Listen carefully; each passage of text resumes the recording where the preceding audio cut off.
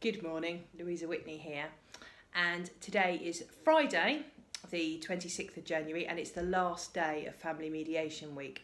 So on Monday and Tuesday of this week I shared a couple of different videos, and on Wednesday and Thursday I shared something that weren't videos but that I hoped would be really helpful for people.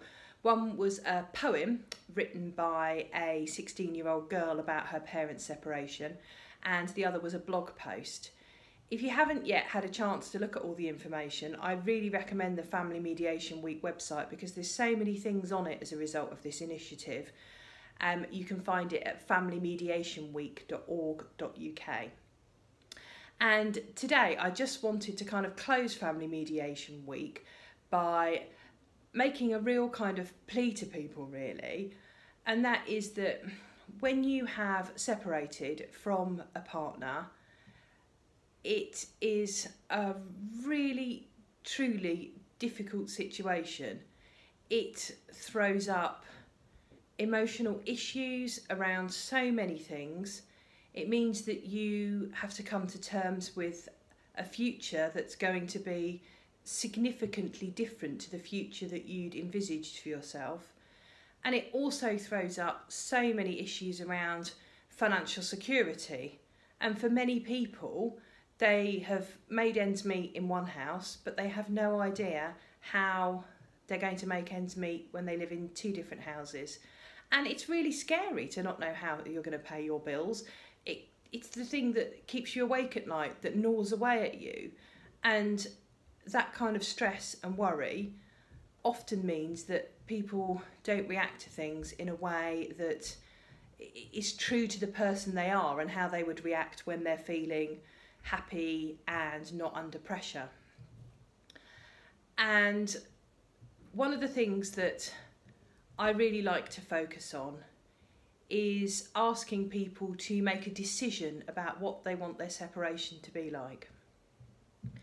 Because when you feel angry and stressed and upset and rejected and hurt and so many emotions, it's easy to just follow your kind of basic programming.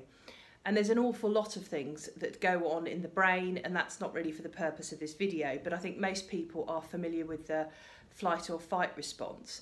And when people say things, you can go into fight response and just come out shouting and saying all of the nasty things that you can think of, because when you feel hurt, you want to hurt the other person. It's a kind of primal instinct.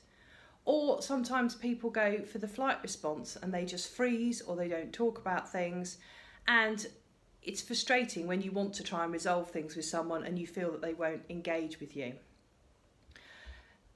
It's not easy to kind of get round that, but with the right tools, you can have a conversation, have good communication and move forward. And it does take the right tools, and it does take time as well, because going through a divorce or a separation is a grief process and there is a healing process, and it does take time. But what I wanted to close this Family Mediation Week by saying is that family mediation can help give you the tools to turn that separation around. Even if you think that it's awful because you just can't talk to each other, every conversation ends in an argument, there are ways that you can be taught tools in order to move forward. And you may think that your separation is the worst and that you can't believe the situation that you're in, but I can honestly promise you that mediators have seen everything before. I've seen people scream and run out of the room. I've seen people say the most awful things to each other across a table, and believe me, that is all normal. And I really believe that even with situations that do end up like that, there is a way forward, and that people can come together and talk about things and find a way forward that works for them and that works for their children. And I think anyone that's going through a separation will tell you that the children are the most important thing, but sometimes what they lack is the tools to know how to put children first and protect children from the harm that conflict can do. So if you do think that family mediation might help you, you can find a family mediator by going to the Family Mediation Council website, which is familymediationcouncil.org.uk, or by going to one of the mediators' member organisations like Resolution, which is resolution.org.uk, or the Family Mediators Association, or the College of Mediators. If you Google those, then you'll get to their websites and they will enable you to find a mediator. So I really hope that's helpful, and I hope that you found all the resources in Family Mediation Week helpful.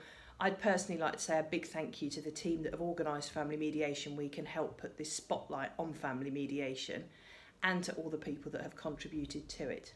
Thank you.